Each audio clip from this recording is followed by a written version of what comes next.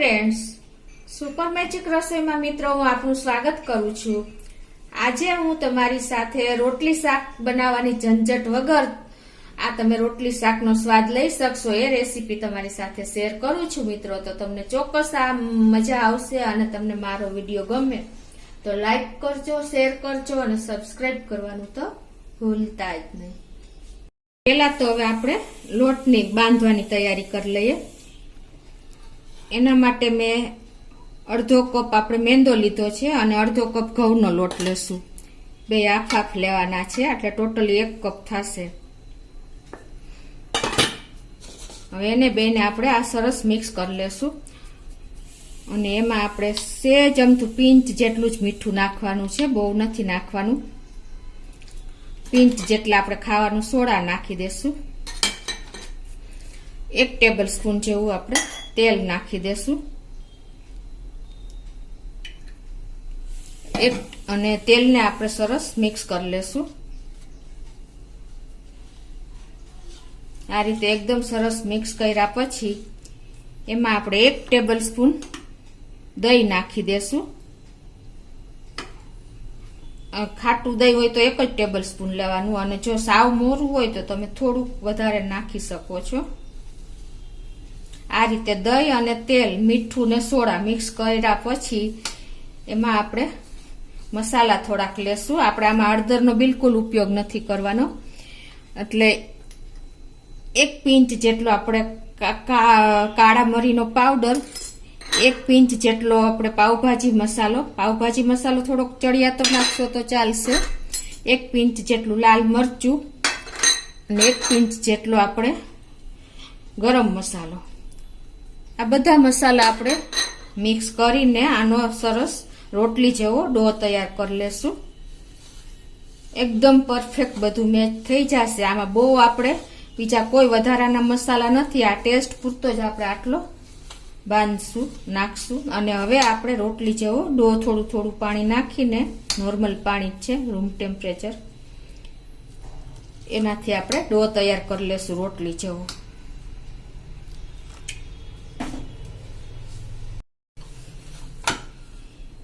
તો આ રીતે જો આપણે રોટલી જેવો લોટ તૈયાર કરી લેવાનો છે અને હવે આને આપણે 10 મિનિટ આરામ આપી દેશું ઢાંકીને।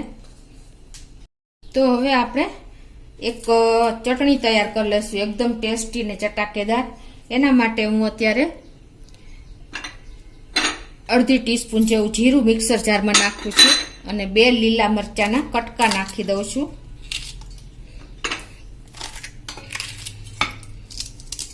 અને 1 ઇંચ આદુનો ટુકડો નાખી દેશું। 5 થી 6 કળી લસણ નાખી દેશું।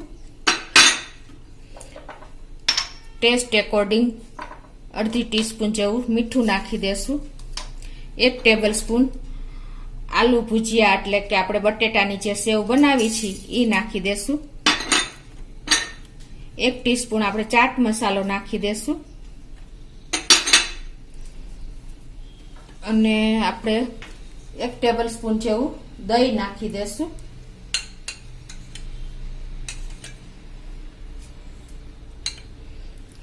અને અડધા લીંબુનો કટકો અડધું લીંબુ છે એનો આપણે રસ નાખી દેશું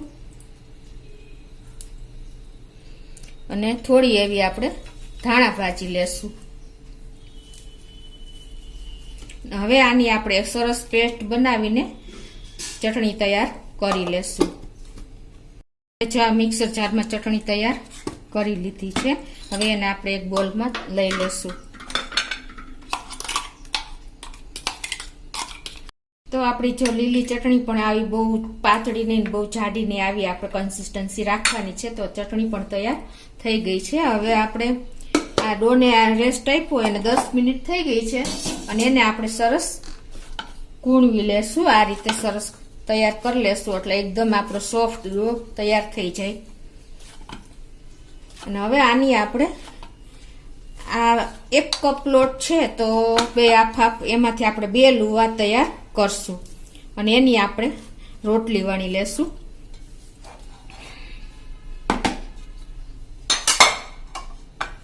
તો આ રીતે એકદમ આપણે રાઉન્ડ શેપ આપીને અટામણ આપણે લોટનું લેતા જાશું અને એવી સરસ એકદમ બહુ થીક ને બહુ પતલી ને એવી આપણે રોટલી તૈયાર કરી લેશું.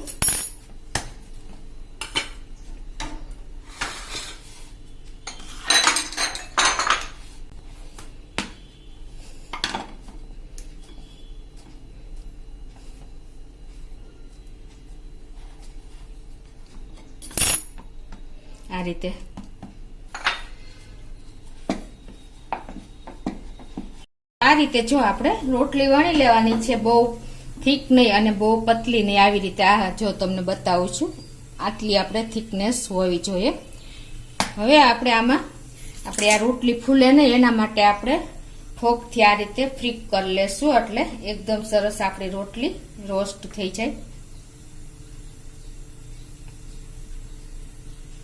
ગેસ બાજુ આવશું અને ગેસ ઓન કરીને આપણે એક પેન લોઢી ગરમ મૂકશું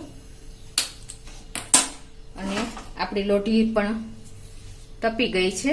તો હવે આપણે આ જે રોટલી વણી છે ને એને આપણે રોસ્ટ કરી લેશું. આ રીતે આપણે ફેરવતા જાશું, બહુ નથી કરવાની, પણ એની કચાશ દૂર થઈ જાય અને એકદમ સરસ ફાઇન રોસ્ટ થાય ને એવી આપણે ઉલટ પુલટ કરીને આ રીતે શેકતા જાશું.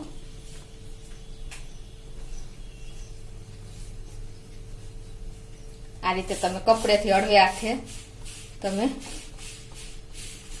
લોઢી ઉપર તૈયાર કરી લેવાની છે.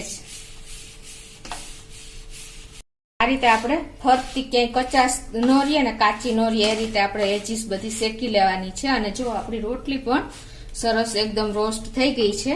હવે એને આપણે એક પ્લેટમાં ઠંડી કરવા મૂકી દેશું અને એ જ રીતે આપણે બીજી રોટલી પણ શેકી લેશું.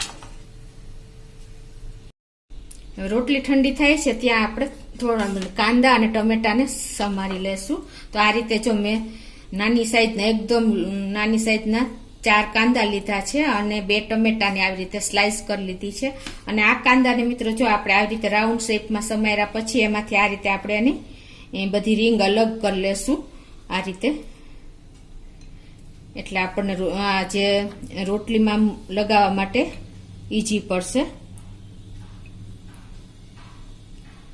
આપણે રીંગ ફોર્મમાં તૈયાર કરી લેવાની છે. અને ટમેટા પણ મેં 2 મોટી સાઈઝના લીધા છે અને એને પણ આ રીતે સ્લાઇસમાં કટ કરી લીધા છે. હવે આ બંનેમાં આપણે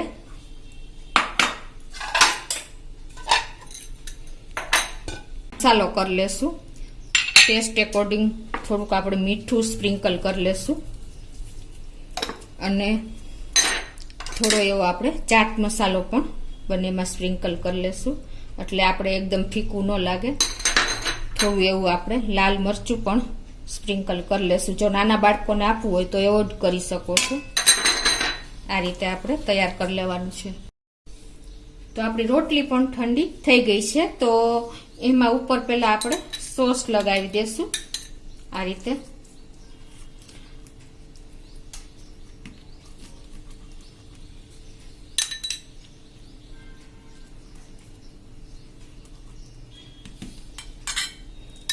અને હવે આપણે એક કટ મૂકી દેશું આ રીતે, અડધેથી થોડોક આ રીતે.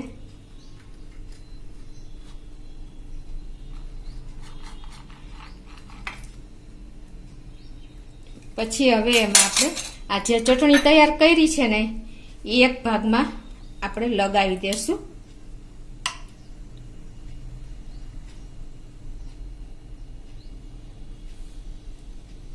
આ રીતે. તમે તમારા ટેસ્ટ એકોર્ડિંગ વધઘટ કરી શકો છો. અને હવે આપણે થોડુંક એવું ચીઝ ગ્રેટ કર્યું છે, તમારી પાસે સ્લાઇસ હોય તો એ પણ ચાલે. એને આપણે આ રીતે સાઈડમાં સેટ કરી દેશું. આમાં પણ તમારી ટેસ્ટ એકોર્ડિંગ તમે વધઘટ કરી શકો છો.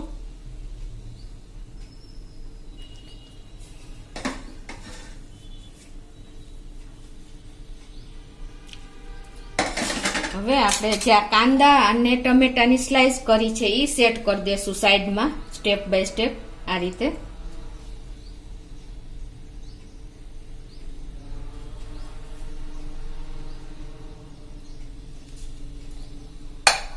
અને હવે થોડીક જગ્યા રહી છે એમાં આપણે આ ટમેટાની પણ સ્લાઇસ સેટ કરી દેશું. આ રીતે તમારે તમારી અનુકૂળતા પ્રમાણે રાખવાની છે.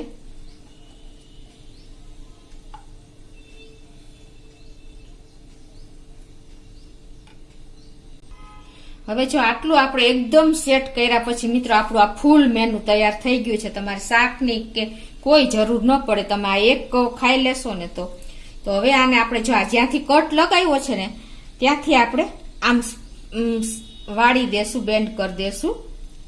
પછી ત્યાંથી પાછું આપણે આ રીતે બેન્ડ કરશું, તમે જોઈ શકો છો. અને ત્યાંથી પાછું આપણે આ રીતે લાસ્ટ બેન્ડ કરશું.